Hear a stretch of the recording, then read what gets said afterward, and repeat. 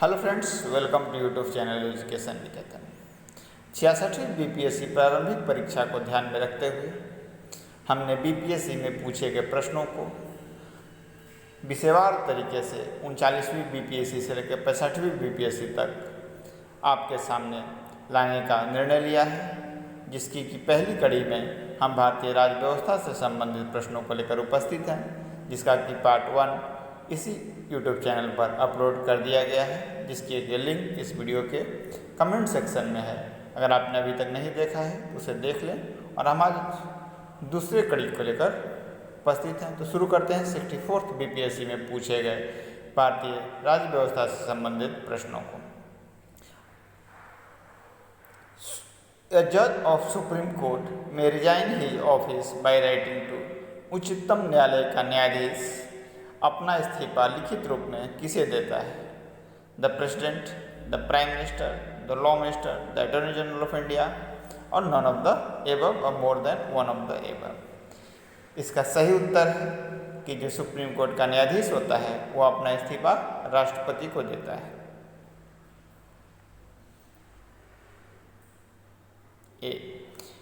इसके बाद दूसरा प्रश्न है, who was the first chairman of backward classes commission? पहली पिछड़ी जाति आयोग के अध्यक्ष कौन थे? तो पहली पिछड़ी जाति आयोग का गठन 1953 में हुआ था। यह 11 सदस्यीय एक समिति थी और जिसके चेयरमैन काका साहब कालकेकर थे, यानी कि इसका सही उत्तर है बी। तीसरा है, the chairman of the state public service commission is appointment by. राज्य लोक सेवा आयोग के अध्यक्ष का जो अपॉइंटमेंट होता है वो किसके द्वारा किया जाता है? तो आप याद रखेंगे इस चीज़ को कि जो अपॉइंटमेंट होता है स्टेट पब्लिक सर्विस कमीशन के चेयरमैन का, वो राज्यपाल के होता है, द गवर्नर ऑफ स्टेट के द्वारा होता है, जबकि उनको जो हटाने की प्रक्रिया होती है, रिमूवल होता है, वो प्रेसिडेंट के द्वारा होता है। तो यहाँ अपॉइंटमेंट पूछा गया है, इसलिए हमारा राइट आंसर होगा सी।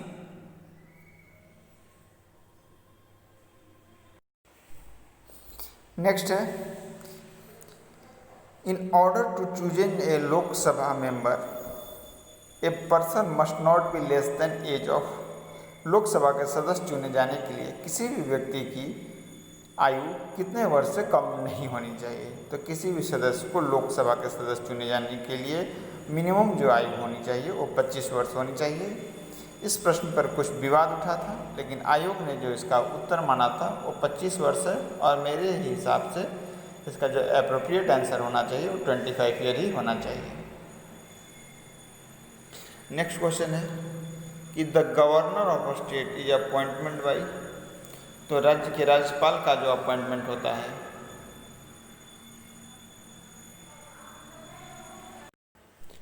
वो किसके द्वारा होता है? प्रेसिडेंट के द्वारा होता है। ये सिंपल सा प्रश्न था। इसके बाद नेक्स्ट प्रश्न है हमारा कि in which article of the constitution of India was the provision for reservation of schedule caste in Lok Sabha. भारतीय संविधान के किस अनुच्छेद के अनुसार अनुसूचित जातियों को लोकसभा में आरक्षण का प्रावधान किया गया है? इसका सही उत्तर है 330। अनुच्छेद 330 के अंतर्गत लोकसभा में अनुसूचित जाति और अनुसूचित जनजाति के सदस्यों की जो सीटें हैं वो रिजर्व की गई हैं। द प्रेसिडेंट के बारे में पूछा है, इसका आंसर होगा कि the president is a part of parliament. आपको पता होना चाहिए कि पार्लियामेंट बनता है लोकसभा, राज्यसभा प्लस प्रेसिडेंट को मिलकर। इसका सही उत्तर होगा B. Which one of the following article directs the state government to organise the panchayat. तो पंचायतों के संबंधी जो डीपीएसपी का अनुच्छेद 40 है उसमें प्रावधान किए गए हैं। तो इसका सही उत्तर होगा बी।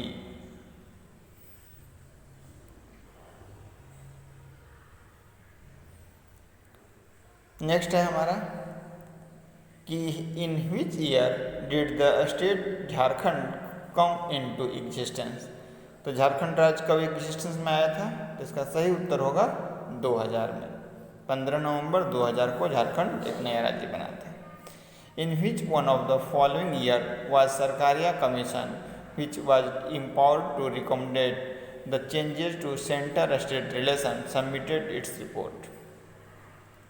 इसमें पूछा गया है कि जो सरकारी आयोग का गठन केंद्र राज्य संबंधों को लेकर किया गया था, उसने अपनी रिपोर्ट कब सौंपी थी। एक चीज़ आज हमेशा ध्यान रखेंगे कि इस तरह के प्रश्न जब बीपीएससी में पूछे जाते हैं तो तीन तरह चीज़ें होती हैं कि पहला कि रिकमेंडेशन कब की गई थी गठन के लिए, और गठन कब हुआ, और उसने रिपोर्ट कब सबमिट की, और तीनों डेट अलग अलग होते हैं। सरकारी कमीशन का गठन किया गया था 83 में, किंतु इसने अपनी रिपोर्ट सौंपी थी 87 में। इस प्रश्न पर काफ़ी विवाद हुआ था, बहुत बच्चों ने इसका उत्तर 1983 मारा था, लेकिन सही उत्तर जो आयोग ने दिया था ये उत्तर था 1987। 1987 में इसने अपनी रिपोर्ट सौंपी थी। तो इस तरह के प्रश्नों को आप जब भी देखें तो बिटवीन द लाइंस पढ़ें कि पूछ क्या रहा है आपसे, गठन पूछ रहा है या सबमिशन ऑफ रिपोर्ट पूछ रहा है।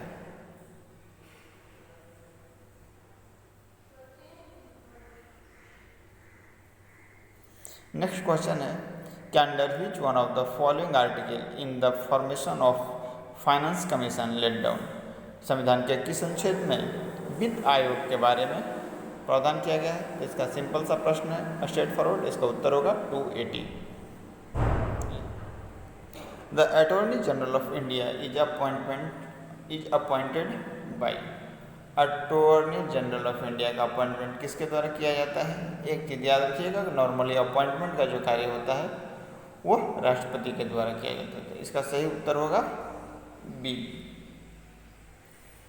ठीक है, तो ये रहे 64th बीपीएससी में पूछे गए प्रश्न। अब हम देखते हैं 63rd बीपीएससी में भारतीय राज्य व्यवस्था से पूछे गए प्रश्नों को। अब पहला प्रश्न है कि the system of Panchayati Raj is mentioned in, जो पंचायती राज्य है वह किस सूची का विषय है। तो आपको पता होना चाहिए कि 3 तरह की सूचियाँ होती हैं, केंद्र सूची या संघ सूची, राज्य सूची और समवर्ती सूची। तो पंचायती राज्य जो है वो समवर्ती सूची का विषय न होकर राज्य सूची का विषय है।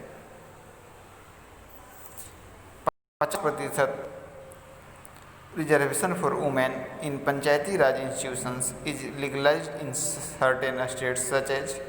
तो इसमें जितने भी स्टेट्स के नाम दिए गए हैं उन सारे राज्यों में महिलाओं के लिए 50% आरक्षण की व्यवस्था की गई है। इसलिए इसका सही उत्तर होगा 4, 1, 2, 3, 4। Money bill can be presented, धन बिल को केवल लोकसभा में ही प्रेजेंट किया जा सकता है, राज्यसभा में नहीं किया जा सकता है, लोकसभा का विशेषाधिकार होता है। इसका सही उत्तर होगा 1। What is the nature of Indian constitution. तो भारतीय जो संविधान है उसकी नेचर क्या है कि federal in nature but unitary in spirit. तो इसका सही उत्तर होगा 4।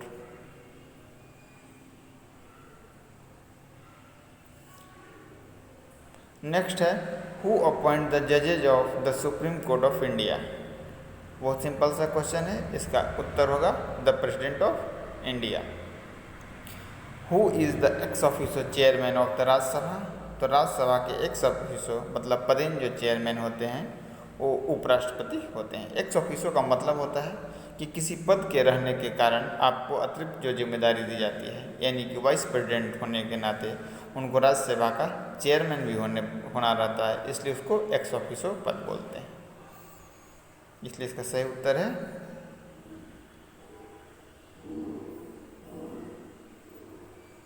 Vice president 2। नेक्स्ट देखते हैं the prime minister of India is responsible to whom. Bharat का प्रधानमंत्री किसके प्रति जवाबदेह होता है। तो भारत का प्रधानमंत्री लोकसभा के प्रति जवाबदेह होता है, इसलिए इसका सही उत्तर होगा 3। What is the minimum age for member of the parliament. तो देखो मेंबर ऑफ पार्लियामेंट पूछा है, इसलिए इसका सही उत्तर होगा, ऐसे तो इसका उत्तर ई होना चाहिए। इस उत्तर पर भी काफ़ी विवाद हुआ था, लेकिन फाइनल जो आंसर आयोग ने माना था वो 25 ईयर माना था। वैसे इसका आंसर ई भी हो सकता था, क्योंकि यहाँ जब 64th में जो उन्होंने टर्म यूज किया था वो लोकसभा किया था, लेकिन यहाँ पे उन्होंने पार्लियामेंट यूज किया है। और पार्लियामेंट में लोकसभा और राज्यसभा दोनों आती है, और राज्यसभा के लिए जो मिनिमम एज होता है वो 30 साल होता है। लेकिन आयोग ने जो इसका अंतिम उत्तर माना था वो 25 ईयर माना था, कि दोनों में जो मिनिमम है।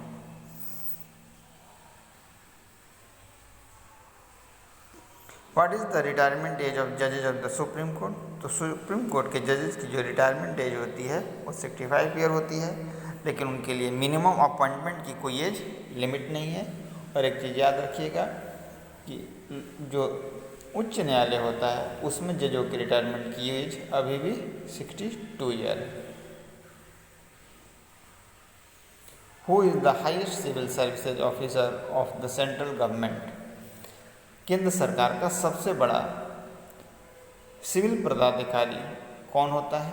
तो होता है कैबिनेट सेक्रेटरी। अगर पुलिस प्रशासक की बात पूछा जाए आपसे कभी, तो आप याद रखेंगे कि जो सीबीआई का निर्देशक होता है, director of CBI is the highest police officer.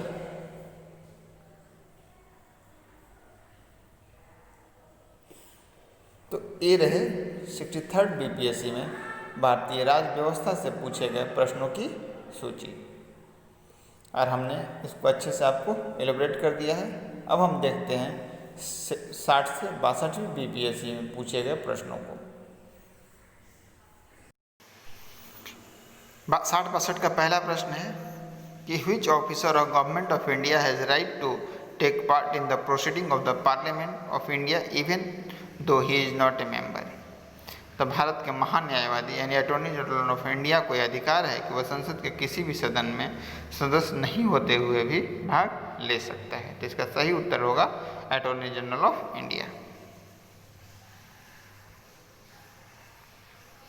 दूसरा प्रश्न है कि which of the following is or listed among the directive principle in part 4 of the Constitution of India?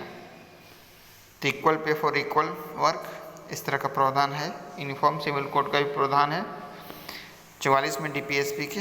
Small family norms और education through mother tongue eight primary level, इसका प्रावधान 351 में है, DPSP में डायरेक्टली पार्ट 4 में नहीं है। ठीक है, तो इस तरीके से जो आपका उत्तर होना चाहिए वो होना चाहिए 2, 1 और 2। नेक्स्ट क्वेश्चन है vote on account is meant for? तो वोट ऑन अकाउंट जो है basically appropriating funds pending passing of budget, जब बजट पास होने में देरी होती है और उस समय जो फंड की आवश्यकता पूरी करने के लिए जो प्रावधान लाए जाते हैं उसे ही बोलते हैं वोट ऑन अकाउंट। इसके बाद नेक्स्ट है कि संविधान दिवस कॉन्स्टिट्यूशन डे हम कब मनाते हैं? तो मनाते हैं 26 नवंबर को। इसका उत्तर होगा 26 नवंबर। नेक्स्ट है कि a seat of MP can be declared vacant if he absent himself from the house for a continuous period of. तो इसमें जो संविधान में चीज़ें लिखी गई हैं वो 60 दिन लिखा गया है, तो उस हिसाब से जो इसका अप्रोप्रिएट आंसर होगा वो 2 मंथ होगा, क्योंकि डेज में इन्होंने कोई ऑप्शन नहीं दिया है। इसको लेकर भी विवाद उठा था, बच्चों ने इसका कुछ ई ऑप्शन मारा था।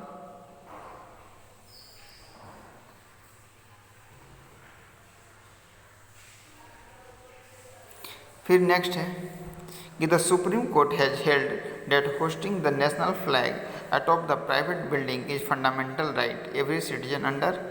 तो सुप्रीम कोर्ट का ये जो निर्णय था कि कोई भी व्यक्ति अपने निजी आवास पे झंडा तोलन कर सकता है, वह संविधान के 19(1) के तहत दिया गया था, यानी इसका सही उत्तर होगा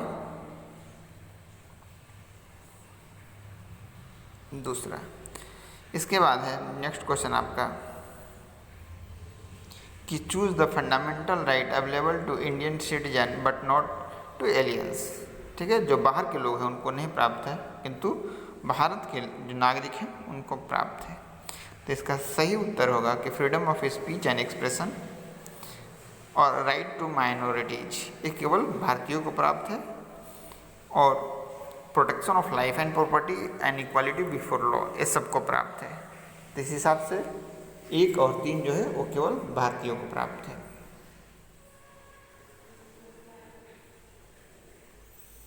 नेक्स्ट है ए पंचायत समिति at the block level in India is only an, तो ये केवल एडवाइजरी बॉडी है, कंसल्टेटिव बॉडी है, coordinating and super authority body है या एडमिनिस्ट्रेटिव अथॉरिटी है। तो इसका सही उत्तर होगा कि यह एक एडमिनिस्ट्रेटिव अथॉरिटी है।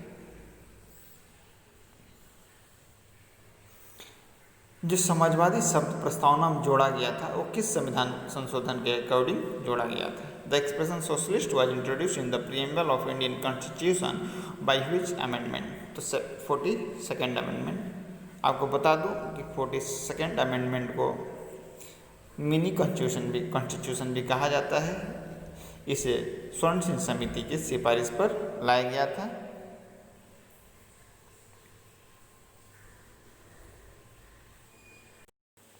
इसके बाद नेक्स्ट क्वेश्चन है कि match the following, union list, state list और कंक्रीट लिस्ट दिए गए हैं। आपको बताना है कितने कितने विषय होते हैं। तो आपको एक नॉर्मल ट्रेंड याद रखिएगा कि सबसे ज़्यादा विषय यूनियन लिस्ट में होता है, तो उसका हो जाएगा 97। सबसे कम जो विषय है वो कंकरेंट लिस्ट में है 47, और जो स्टेट लिस्ट है उसमें बीच का है यानी कि 66। तो इस हिसाब से आप जब मैच करेंगे तो इसका सही उत्तर हो जाएगा दूसरा। आपको एग्जैक्ट नंबर याद नहीं भी है फिर भी आप इसे टिक आउट कर सकते हैं। Creation of new state require a majority for constitutional amendment. किसी भी नए राज्य के निर्माण के लिए याद रखेंगे सिंपल मेजोरिटी की आवश्यकता होती है, साधारण बहुमत से बनाया जा सकता है इसे, और इसका जो जिक्र है वो संविधान के 368 के अनुच्छेद में नहीं किया गया है।